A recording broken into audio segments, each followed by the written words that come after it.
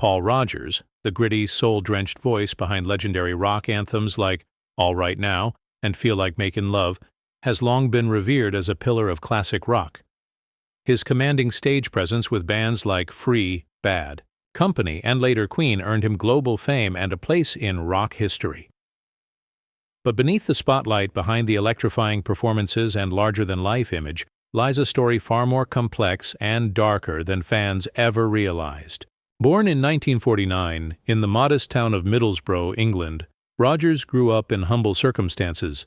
His father a steelworker, his mother a homemaker.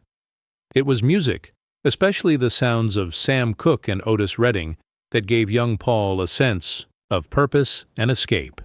With no formal training, he taught himself to play and sing, and by age 20 he had become a star with the band Free.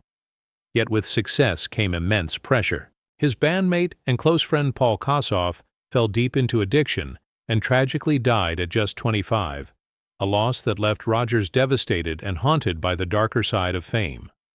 When Free dissolved, Rodgers rose again with Bad Company, achieving even greater commercial success.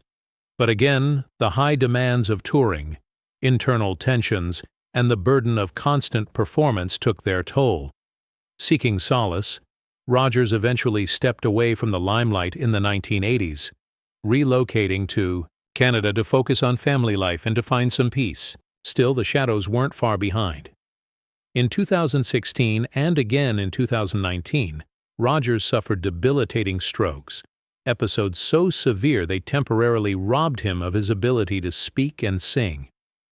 For a man whose identity had always been tied to his voice, it was a cruel and terrifying blow. Rodgers described the experience as being trapped in a body that betrayed him, a chapter marked by deep fear and uncertain recovery. During this time he withdrew from public view, and many feared his days of performing were over. But Rodgers, ever the fighter, slowly worked his way back. Through intense therapy and sheer willpower, he regained his voice, though not with the same ease or power of youth. His return to the stage wasn't triumphant in a traditional sense, but it was courageous and deeply moving.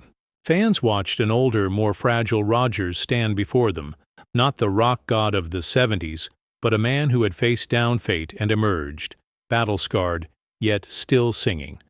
Today, his story is not just about rock stardom or musical legacy, but about survival, resilience, and the unseen costs of a life lived in the public eye. Paul Rodgers is more than a voice. He's a symbol of perseverance, a reminder that even legends carry scars, and that true strength sometimes lies not in the roar of the crowd, but in the quiet act of refusing to give up.